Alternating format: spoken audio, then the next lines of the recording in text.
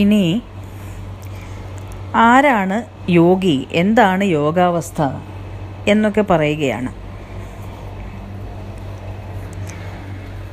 ഏവം സദാഭ്യസ്ത സമാധിയോഗിനോ നിവൃത്ത സർവേന്ദ്രിയഗോചരസ്യ ഹി വിനിർജിതാശേഷ റിപോരഹം സദാ ദൃശ്യോ ഭവേയം ജിത ഷഡ്ഗുണാത്മന. എങ്ങനെയുള്ളവർക്കാണ് ഞാൻ അഥവാ ബ്രഹ്മം ദൃശ്യമാകുന്നത് എന്ന് പറയുകയാണ്. സ്വനിലയെ അഥവാ തന്നെ തന്നെ പ്രാപിക്കാനാവുന്നത് എങ്ങനെയുള്ളവർക്കാണ് എന്ന് പറയുന്നു. സദാ സമാധി അഥവാ സാക്ഷാത്കാരത്തെ ലക്ഷ്യം വെച്ച് യോഗം അഭ്യസിക്കുന്നവനും ഇന്ദ്രിയങ്ങളെ തൻ്റെ വരുതിയിലാക്കി അതിനെ നിഗ്രഹിച്ചവനും ഷഡ് രിപുക്കളെ ജയിച്ചവനും, അതായത് കാമം, ക്രോധം, ലോഭം, മോഹം, മതം, മാത്സര്യം എന്നീ ഷഡ് വികാരങ്ങളെ ഒടുക്കിയവനും ഷഡ് ഭാവനകളെ ത്യജിച്ചവനും, ജനനം, വളർച്ച, മാറ്റം, ക്ഷയം, നാശം എന്നിങ്ങനെയുള്ള ശരീരബദ്ധമായ 6 ഭാവനകൾ അതിനെ ത്യജിച്ചവരും, അങ്ങനെയുള്ള യോഗിക്ക് ഞാൻ അഥവാ സ്വാത്മം പ്രത്യക്ഷമാകുന്നു, സാക്ഷാത്കാരമുണ്ടാകുന്നു. അപ്പോൾ യോഗി എന്നത് എന്താണെന്ന് പറയുകയാണ്. യോഗം എന്നാൽ സംയോഗം, ജീവാത്മാവും പരമാത്മാവും എന്ന ദ്വൈതമൊടുങ്ങി രണ്ടും ഒന്നായി തീരുന്ന അവസ്ഥയാണ് യോഗാവസ്ഥ. ആ സമാധി നിലയെ പ്രാപിച്ചവരാരാണോ അവനാണ് യോഗി, തപസ്വിയാണ് യോഗി. പ്രത്യേക ജീവാത്മം, ശരീരം ഇവയെല്ലാം മിഥ്യയെന്ന് കണ്ട് താൻ സ്വയം ആ പരമാത്മാവ് തന്നെ എന്നറിഞ്ഞവരെയാണ് നാം യോഗി എന്ന് പറയുന്നത്. അല്ലെങ്കിൽ അതാണ് യഥാർത്ഥ യോഗനില, അതാണ് യോഗി എന്ന് വിളിക്കേണ്ടത്. അങ്ങനെയുള്ളവരെയാണ്. ഋഷി എന്നോ ജ്ഞാനി എന്നോ പറയും പോലെ തന്നെയാണ് യോഗി എന്നും പറയുന്നത്. ഇത് മനസ്സിലാക്കിക്കൊള്ളണം. യോഗത്തെയും യോഗിയെയും സംബന്ധിച്ചുള്ള മിഥ്യാധാരണകൾ നാം വെച്ചു പുലർത്തരുത്. ഇങ്ങനെ സദാ ഇടതടവില്ലാതെ, രാത്രിയെന്നോ പകലെന്നോ ഇല്ലാതെ ദേഹാഭിമാനം, മനഃശാഞ്ചല്യം, അഹങ്കാരം ഇവയെല്ലാം ഒഴിച്ച് സമസ്ത ബന്ധനങ്ങളിൽ നിന്നും മുക്തമായി തൻ്റെ പ്രാരബ്ധ കർമ്മങ്ങൾ എന്താണോ അത് അനുഭവിച്ച് ശരീരമല്ല താൻ എന്നുറച്ച് മുക്തനായി യോഗി നിലകൊള്ളണം. അങ്ങനെയുള്ള യോഗി സ്വയം ബ്രഹ്മത്തിൽ തന്നെ ലയിക്കുന്നു.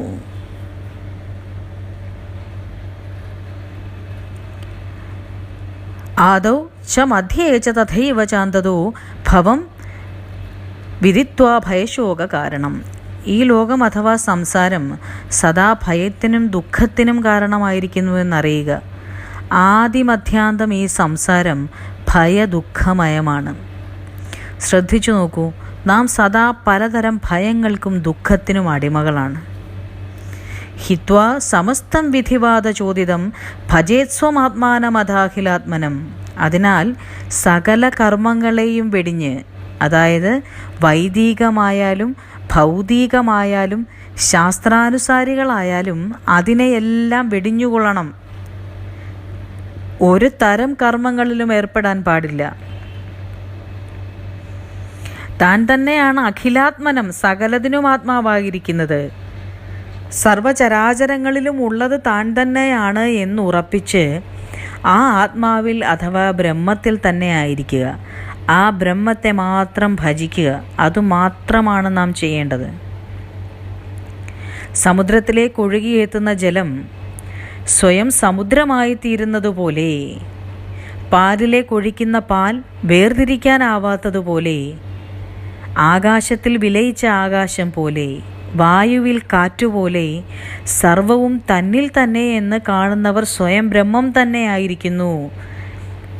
അവർ അഭിന്നമായിരിക്കുന്നു, സ്വയം ബ്രഹ്മം തന്നെ ആയിരിക്കുന്നു. ഈ പ്രപഞ്ചത്തിലെ ജലം മുഴുവൻ, ഈ നദികളിലെ ജലം മുഴുവൻ ഒഴുകി സമുദ്രത്തിൽ എത്തിക്കഴിഞ്ഞാൽ പിന്നെ നദി ഏത്, നദിയിലെ ജലം ഏത്, സമുദ്രത്തിലെ ജലം ഏത് എന്ന് നമുക്ക് വേർതിരിച്ചറിയാൻ കഴിയില്ല.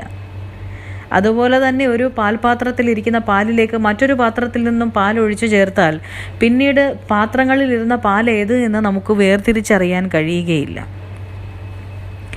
ആകാശത്തിൽ വിലയിച്ച ആകാശം പോലെ, ഘടാകാശം മടാകാശമാകുന്ന പോലെ, ഘടത്തിലുണ്ടായിരുന്ന ആകാശം ആ ഘടം പൊട്ടുന്നതോടുകൂടി മടാകാശത്തിൽ വിലയിക്കുന്നത് പോലെ, പിന്നീട് നമുക്ക് ഘടത്തിലുള്ള ആകാശത്തെ വേർതിരിച്ചെടുക്കാനാകാത്തതുപോലെ നാം സ്വയം ബ്രഹ്മലീനരായാൽ പിന്നെ ബ്രഹ്മം തന്നെ ആയിരിക്കുന്നു. കണ്ണിന് കുഴപ്പമുണ്ടാകുമ്പോൾ 2 ചന്ദ്രനുള്ളതുപോലെ തോന്നും. നമുക്കെന്തെങ്കിലും റെറ്റിനയ്ക്കൊക്കെ ചില കാഴ്ചയ്ക്കൊക്കെ ചില പ്രശ്നങ്ങളുണ്ടാകുമ്പോൾ ചിലപ്പോൾ 2 കാഴ്ച ഉണ്ടാവാറുണ്ട്. ഒരു വസ്തുവിനെ 2ആയി കാണും. അപ്പോൾ 2 ചന്ദ്രനുള്ളതുപോലെ തോന്നും.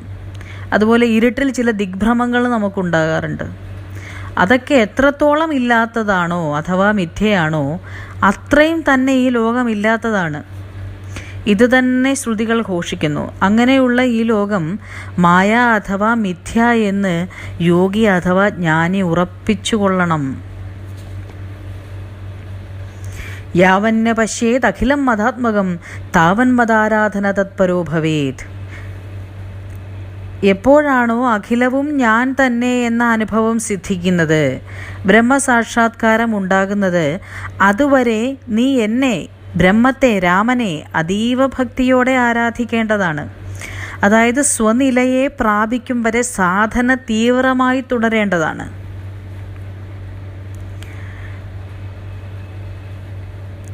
ശ്രദ്ധാലുർ അത്യൂർജിത ഭക്തി ലക്ഷണോ, ഏറ്റവും ഊർജിതമായ ശ്രദ്ധയോടെ ഭക്തിയോടെ വിഷം തീണ്ടിയ ഒരുവൻ അവന് പ്രാണരക്ഷ എത്ര വിലപ്പെട്ടതാകുന്നോ അതേ തീവ്രതയോടെ നാം നമ്മെ അന്വേഷിക്കണം.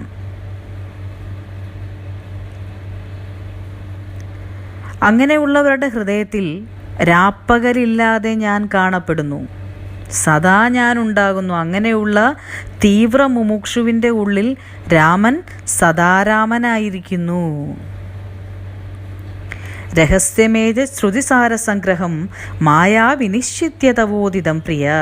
പ്രിയപ്പെട്ട ലക്ഷ്മണ, അതിരഹസ്യമായ ഈ ശ്രുതിസാര സംഗ്രഹം, ഈ അറിവ് ഏത് ബുദ്ധിമാനാണോ വിചാരം ചെയ്യുന്നത്, അയാൾ സമുച്യതേ പാതകരാശി ഭിക്ഷണാത്, ക്ഷണത്തിൽ തന്നെ പാപവിമുക്തനായിത്തീരുന്നതാണ്. ഭ്രാതര്യതീതം പരിദൃശ്യതേ ജഗത് മായൈവ സർവം പരിഹൃത്യ ചേതസ. ലക്ഷ്മണ, ഈ കാണായ ജഗത്ത് അഥവാ പ്രപഞ്ചം കേവലമായ മായ മാത്രമാണ് എന്നറിഞ്ഞ്, മിഥ്യ എന്നറിഞ്ഞ്, ഇതെല്ലാം ഇല്ലാത്തതാണ് എന്ന് മനസ്സിലാക്കി, ഇതിനെല്ലാം ക്ഷയമുള്ളതാണ്, ഇതെല്ലാം നശിച്ചു പോകുന്നതാണ്, ഇതെല്ലാം അനിത്യമാണ് എന്ന് മനസ്സിലാക്കി അതിനെ ത്യജിച്ച് ശുദ്ധമാനസനായി എന്നെ അഥവാ ബ്രഹ്മത്തെ ഉള്ളിൽ ഉറപ്പിച്ച് നീ സുഖിയും ആനന്ദിയും നിരാമയവുമായിരിക്കൂ. ശ്രീരാമചന്ദ്രൻ അനുജനോട് പറഞ്ഞു കൊടുക്കുകയാണ്, നീ എന്നെ സ്വയം ബ്രഹ്മമായി തന്നെ ദർശിക്കൂ. നീ സ്വയം ബ്രഹ്മമായി തീരും വരെ എന്നെ നീ ബ്രഹ്മമായി തന്നെ ദർശിക്കണം. അപ്പോൾ ബ്രഹ്മം മാത്രമേ ഉള്ളൂ, മറ്റെല്ലാം കേവലം മായാ നടനങ്ങളാണ് എന്നത് ഓരോരുത്തരും ഉറപ്പിച്ചുകൊള്ളുക. യസ് സേവതേ മാമഗുണം ഗുണാത്പരം, എന്നെ അഥവാ ബ്രഹ്മത്തെ നിങ്ങൾ നിർഗുണമായോ ഗുണാതീതമായോ അല്ലെങ്കിൽ സഗുണമായോ ആരാധിച്ചുകൊള്ളൂ. ഒരു കുഴപ്പവുമില്ല, അവർ ഞാൻ തന്നെ ആയിത്തീരും. നാം ബ്രഹ്മത്തെ ഏതു ഭാവത്തിൽ ദർശിച്ച് അതിതീവ്ര ഭക്തിയോടെ സേവിക്കുന്നോ ആ നിലയിലായിത്തീരും. നിങ്ങൾക്ക് സാധിക്കും പോലെ മതി. നിർഗുണമായി കാണാൻ കഴിയുന്നില്ല, സഗുണമായേ ആരാധിക്കാൻ കഴിയുന്നുള്ളൂ. എനിക്കൊരു രൂപമുണ്ടെങ്കിൽ മാത്രമേ ഈശ്വരാരാധന സാധ്യമാവുന്നുള്ളൂ എങ്കിൽ അങ്ങനെ തന്നെ ആയിക്കൊള്ളൂ, അതിൽ തെറ്റല്ല. അതിൽ സമ്പൂർണ്ണ സമർപ്പണത്തോടെ, നിറഞ്ഞ ഭക്തിയോടെ, കളങ്കരഹിതമായി, നിർമ്മലചിത്തരായി, അതീവ ഒരു ഒരു ഗ്രാറ്റിറ്റ്യൂഡെന്ന് പറയുമല്ലോ, ഒരു വല്ലാത്തൊരു സമർപ്പണ ബുദ്ധി, നമുക്കിതെല്ലാം തരുന്ന, നമ്മെ നിലനിർത്തി പോകുന്ന ആ ചൈതന്യത്തോടുള്ള ഒരു നിറഞ്ഞ ഒരു നന്ദി, അതെല്ലാം നിറഞ്ഞ ഒരു ഹൃദയത്തോടെ നാം ആരാധിച്ചുകൊള്ളൂ. അതിലൊരു തെറ്റുമില്ല. സഗുണത്തിൽ നിന്നേ നമുക്ക് നിർഗുണത്തിലേക്ക് വരാൻ പറ്റുകയുള്ളൂ. ഇപ്പോൾ ഈ നിർഗുണത്തെ അനുഭവിച്ചവരെല്ലാം, അല്ലെങ്കിൽ ആ നിലയിലേക്ക് ബുദ്ധി കൊണ്ടെത്തിക്കാൻ പറ്റുന്ന സാധകന്മാരെല്ലാം ഈ ശരീരത്തിൽ അല്ലെങ്കിൽ മറ്റൊരു ശരീരത്തിലിരുന്ന് അല്പം സഗുണാരാധനയൊക്കെ നടത്തിയവർ തന്നെയാണ്. നമുക്ക് ആദ്യം ഒരു ഒബ്ജക്റ്റ് മുന്നിലേക്ക് വരണം, ഭക്തി ഉദിക്കണമല്ലോ. ഭക്തി ഉളവായാൽ മാത്രമേ നമുക്ക് ജ്ഞാനത്തിലേക്ക് പോകാൻ കഴിയുകയുള്ളൂ. ഭക്തിയില്ലാത്ത ജ്ഞാനം അതിൻ്റെ പൂർണ്ണതയിലേക്ക് എത്താൻ അല്പം പ്രയാസമാണ്. അതുകൊണ്ട് ഒരാരാധനയും തെറ്റല്ല. ഏത് നിലയിലായാലും നിങ്ങൾ ഈശ്വരോന്മുഖമായിരിക്കുക, അത് തന്നെയാണ് പ്രധാനം. ഈ വഴിയിലേക്ക് എല്ലാവരും ഒരു ദിവസം എത്തിച്ചേരും, എല്ലാ രൂപങ്ങളും എത്തിച്ചേരും. അതിലേക്കുള്ള വഴി നടക്കലുകളാണ് മറ്റെല്ലാം. അങ്ങനെ ഈശ്വരോന്മുഖരായവർ, ബ്രഹ്മോന്മുഖരായവർ അവരുടെ പാദസ്പർശത്താൽ 3 ലോകങ്ങളെയും പവിത്രീകരിക്കുന്നു എന്ന് ശ്രീരാമചന്ദ്രൻ പറയുകയാണ്. വിജ്ഞാനമേതദഖിലം ശ്രുതിസാരമേകം വേദാന്ത വേദ്യചരണേനമയൈവ ഗീതം യ ശ്രദ്ധയാ പരിപഠേത് ഗുരുഭക്തിയുക്തോ മദ്രൂപമേതി യതി മദ്വചനേഷു ഭക്തി. ശ്രുതിസാരവും വേദാന്തങ്ങൾ ഘോഷിച്ചിട്ടുള്ളതുമായ എൻ്റെ വാക്കുകൾ, ഈ അറിവ്, ഈ വിജ്ഞാനം ആരാണോ ശ്രദ്ധയോടെയും ഗുരുഭക്തിയോടെയും പഠിക്കുന്നത് അവർ സ്വയം ഞാൻ അഥവാ ബ്രഹ്മം തന്നെയായിത്തീരും. അവർ സ്വനിലയെ പ്രാപിക്കും. അതൊരു അഷ്വറൻസാണ് ശ്രീരാമചന്ദ്രൻ്റെ. അതിന് പറഞ്ഞിരിക്കുന്ന 2 വഴികൾ എന്താണ്? ശ്രദ്ധയും ഗുരുഭക്തിയും. ഇങ്ങനെ അധ്യാത്മരാമായണം ഉത്തരകാണ്ഡം 5ാം സർഗം ഉമാമഹേശ്വര സംവാദ രൂപത്തിലുള്ള ശ്രീരാമഗീത സമാപിക്കുകയാണ്. അപ്പോൾ എല്ലാവരും ഇതിൽ പറഞ്ഞിരിക്കുന്ന കാതൽ എന്താണെന്ന് ഉൾക്കൊണ്ട് നമ്മളിതെല്ലാം പഠിക്കുന്നത് എന്തിനാണ്? ഇതിൻ്റെ കാതൽ, ഇതെന്താണ് ഇതിൽ പറഞ്ഞിരിക്കുന്നത് എന്ന് മനസ്സിലാക്കി അതായിരിക്കാൻ വേണ്ടിയാണ്, അതിലേക്ക് പ്രവർത്തിക്കാൻ വേണ്ടിയാണ്. നമ്മൾ പഠിക്കുകയല്ല, നമ്മൾ കുറച്ച് അൺലേൺ ചെയ്യുക കൂടിയാണ്. കുറേ കാര്യങ്ങളെ നമ്മളുടെ ബുദ്ധിയിൽ നിന്നും കളയേണ്ടതുണ്ട്.